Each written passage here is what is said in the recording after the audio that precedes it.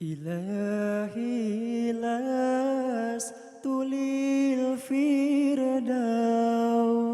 أهلا ولا أكوى على النار الجحيم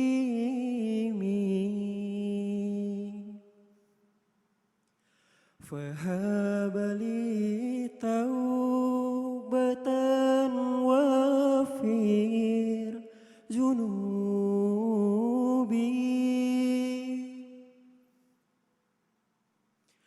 فإنك غافر ذنبي العظيم.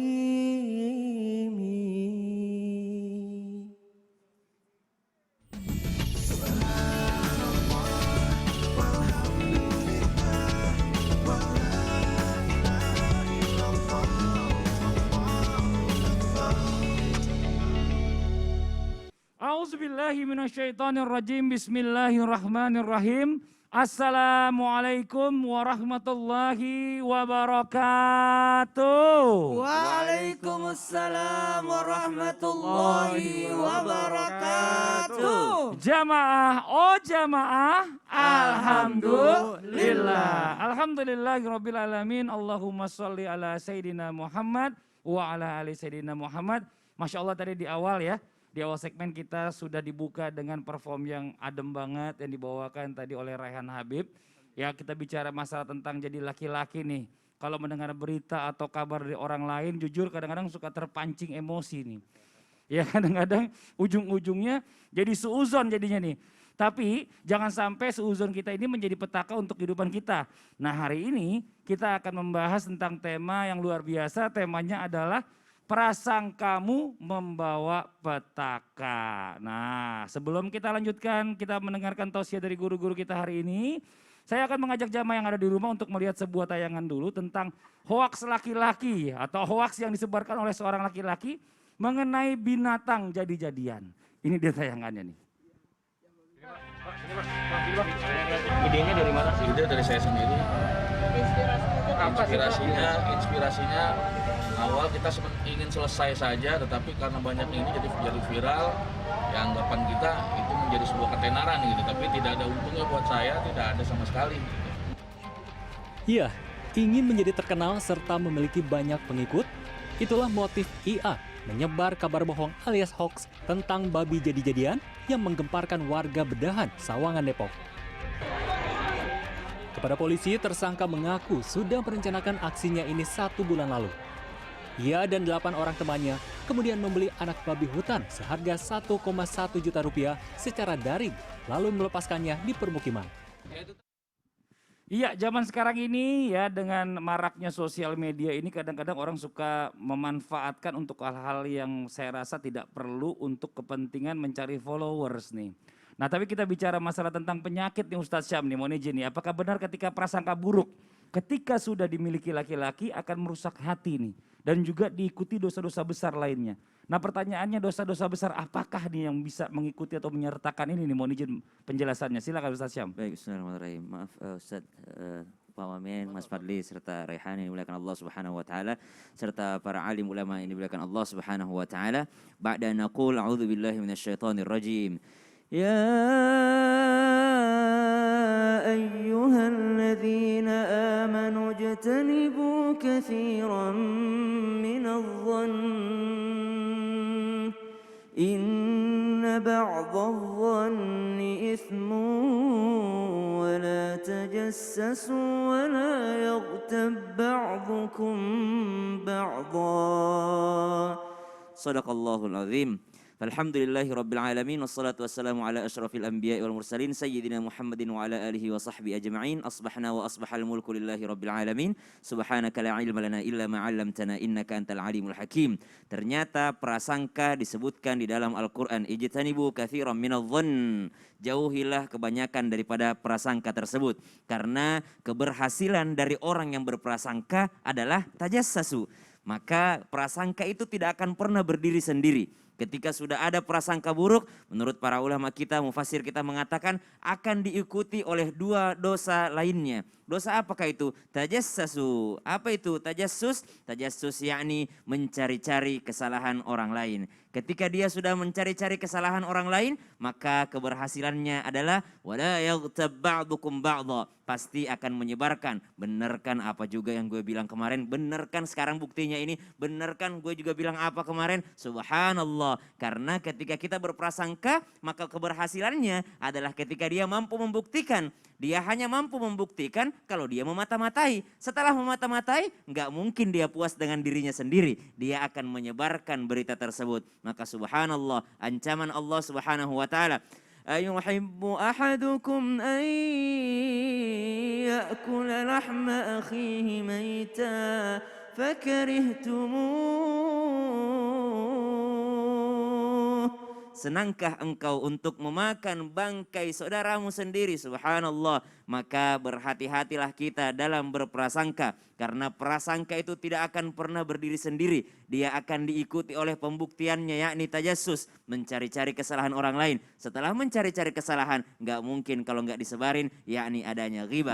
Maka semuanya dimulai daripada prasangka itu sendiri. Wallahu ta'ala alam. Iya, kadang-kadang tuh rasa memiliki terlalu tinggi juga bisa jadi begitu tuh. Prasangka atau overthinking. Iya, jadi Iya. overthinking. Nah ini buat jamaah yang dirahmati Allah yang ada di rumah nih, alhamdulillah ya. Hari ini kita kedatangan dua bintang tamu yang luar biasa. Yang pertama kita kehadiran ada Bapak Dr. Andes Zainud Tauhid Saadi, MSI, yaitu Wakil Menteri Agama Republik Indonesia. Assalamualaikum Pak. Waduh, Masya Allah, senang banget nih bisa ada di sini nih ya. Dan yang kedua juga ada sosok juga nih milenial yang lagi viral juga di media sosial, ada Raihan Habib. Assalamualaikum Raihan. Waalaikumsalam. Gimana kabar, sehat? Alhamdulillah sehat. Masya Allah, alhamdulillah. Ini kita mau coba bincang-bincang sedikit nih ya buat jemaah yang ada di rumah sama Pak Wamen kita nih yang hadir di studio. Ini kita mungkin bicara masalah tahu sekarang ini kita kan nggak bisa mudik nih. Mungkin ada pesan dari Bapak Wakil Menteri Agama Republik Indonesia supaya masyarakat yang ada di rumah ini bisa mengerti dan nggak muncul yang namanya suuzon, prasangka-prasangka buruk. Mohon izin penjelasannya sedikit Pak. Iya, benar Mas Fadli bahwa pemerintah melalui Kementerian Agama telah menerbitkan surat edaran nomor 4 tahun 2021 terkait dengan protokol kesehatan dalam beribadah di bulan Ramadan. Dan salah satu yang diatur adalah keterkaitan dengan mudik ya atau pulang kampung. Betul. Nah, ini juga dilarang karena apa? Sekarang ini kita masih berada dalam situasi pandemi yang pandemi itu belum berakhir. melandai ya, belum berakhir. Sehingga harus ditekankan terkait dengan keselamatan. Nah, dalam agama, hifdun nafs ya, menjaga keselamatan jiwa itu memiliki tingkat yang utama. Masya Allah, Ya. benar. Ini yang harus diperhatikan. Ya, pemerintah sangat concern terhadap keselamatan jiwa manusia. Untuk itu, kalau kita misalnya pulang, itu akan membahayakan baik untuk diri kita sendiri, juga kepada orang lain, termasuk kepada keluarga sanak saudara kita. Betul. Untuk itu betul-betul diharapkan agar kita menahan diri untuk tidak pulang. Dan di dalam kaidah fikih, darul mafasid muqaddamun ala jalbi masoleh. Ya, kita mendahulukan menolak kemadharatan itu harus lebih didahulukan daripada kita mengambil maslahat. Ya, pulang itu memang hukumnya sunnah untuk silaturahim. Betul. Tapi dalam kondisi pandemi seperti sekarang ini bisa saja itu berubah hukumnya. Tidak lagi sunnah tapi bahkan bisa menjadi haram. Karena apa? Membahayakan diri kita sendiri maupun juga saudara-saudara kita. Orang tua kita, ya, handit tolan kita. Untuk itu pemerintah benar-benar dalam hal ini meminta kepada masyarakat untuk menahan diri agar tidak mudik lebaran. Masya Allah. Nah ini buat jamaah yang ada di rumah nih, jadi jangan berprasangka buruk atau suuzon dulu. Jadi maksud dari pemerintah ini baik, jangan sampai nanti kita juga jadi bahaya atau mungkin keluarga kita yang daerah juga jadi bahaya. Karena masih ada yang namanya virus corona. Di daerah nih kadang-kadang nih mereka udah santai-santai, enak-enak. Tahu-tahu ada yang datang mudik, Iya kan jadi penyakit itu dibawa sama yang dari kita ke otak. Jadi aku sudah diwakili Pak Wamen tadi. Oh iya benar-benar. Jadi di Nggak pulang Makassar, kampung. Jadi saya tidak mudik. Iya Masya Allah. Dan satu lagi nih ya, ada Rehan juga nih Masya Allah di sini nih. Nah Rehan nih, kita coba mau nanya juga sama Rehan. Rehan ini kan suka bikin konten ya, konten dakwah juga nih. Ya, benar kan ya? Iya benar. Di sosial media. Nah pernah nggak dinyinyirin atau mungkin dikata-katain orang yang nggak baik ya sama karena nyari followers aja doang nih katanya nih. Oh banyak ya Pak. Banyak. Terus gimana cara nanggepinnya Rehan nih? Cara nanggapinnya kita tahu bahwa kita nggak bisa mendapatkan semua keridhaan manusia. Bahkan Nabi Muhammad saja yang baik, yang akhlaknya sempurna itu masih dicaci, dimaki, apalagi kita manusia biasa. Nah itu menandakan bahwa kalau kita memiliki ilmu, jadi ada sebuah hadis, sampaikanlah dariku walaupun satu ayat. Nah itu artinya apapun yang kita punya, kebaikan yang kita punya, kebenaran yang kita punya, kita harus sampaikan walaupun sakit. Jadi kalau yang namanya dibenci, yang namanya dicaci, dihina ataupun apapun dia dibiarkan. Karena yang kita cari adalah keridhaan Allah, bukan keridhaan manusia. Luar biasa. Tapi kalau bisa juga cari yang adem-adem aja, jangan yang terlalu frontal juga. Ya, mungkin jadi bener. mengundang komen juga kan akhirnya kan juga Ya. mengundang musuh kan gitu. Yang pertama, kalaupun kita menyampaikan kebenarannya saja itu dianggap Harus, salah gitu, kalau itu harus kan. harus, Nah, itu apalagi, harus. apalagi kalau kita berbuat Cuma buruk cara gitu. penyampaian yang kadang-kadang nih ya, yang kadang-kadang anak-anak muda ini bawaannya gegabah gitu. Jadi cara penyampaian juga cari yang halus, yang Ya, enak, benar, yang mudah benar. dimengerti. Nah Ya, itu jadi mungkin nanti cari-cari ya, Ya, biar nggak seperti terlalu itu. banyak komen-komen yang enggak-enggak. Alhamdulillah. Nah sekarang kita lanjut lagi nih Masya Allah nih ya. Ya FD kita udah kasih 000 habis katanya. Aku mau komen. Jangan, Ini jangan nggak udah. bisa. Ini kita lanjut. Ini mohon izin nih, Pak Wamen, ya kan sebagai laki-laki nih mohon izin sebagai ayah juga, ya kan kadang-kadang kita yang namanya punya anak perempuan, punya anak laki-laki itu kadang-kadang kalau mereka keluar tuh seuzon aja bawaannya.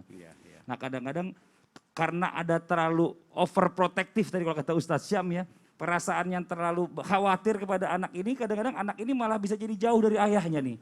Bahkan ada yang bilang bisa menjadi musuh satu sama lain. Nah sebagai orang tua ini harusnya apa sih yang kita lakukan supaya anak-anak kita ini nggak merasa kita terlalu monitoring gitu, terlalu detail ya, mohon izin penjelasan. Iya, Pak Wamen. Ya silakan Pak Wamen, boleh sambil berdiri. baik. Ya, assalamualaikum warahmatullahi wabarakatuh. Waalaikumsalam warahmatullahi wabarakatuh. Alhamdulillah wa kafa wassalamu ala Nabi Mustafa wa ala alihi wa sahbihi ahli sidki wal wafa. Amma ba'du. Tugas orang tua itu setidak-tidaknya pertama adalah dia harus mendidik anak-anaknya. Yang kedua, melindungi anak-anaknya. Dari apa? Dari berbagai macam bahaya, ya, dari berbagai macam godaan-godaan.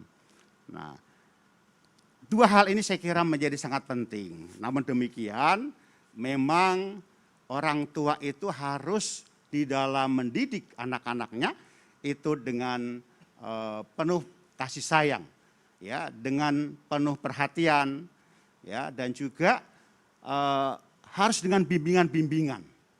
Agar apa? Agar ada komunikasi antara anak dengan orang tua itu dengan baik. Jangan sampai timbul miskomunikasi, jangan sampai timbul mispersepsi yang kemudian itu bisa melahirkan satu dengan yang lain tidak ada komunikasi dengan baik, yang kemudian melahirkan suudzon. Ya, orang tua maksudnya baik terhadap anak, tapi anak menanggapinya seolah-olah terlalu overprotective. Anak menganggapnya terlalu dibatasi.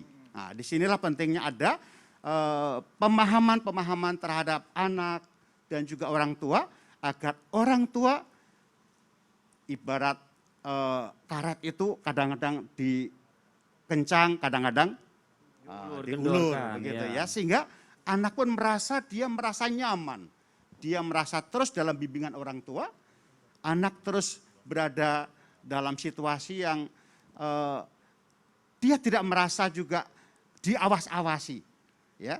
Tapi terus ada komunikasi, sekarang ini sangat mudah sekali. Karena apa?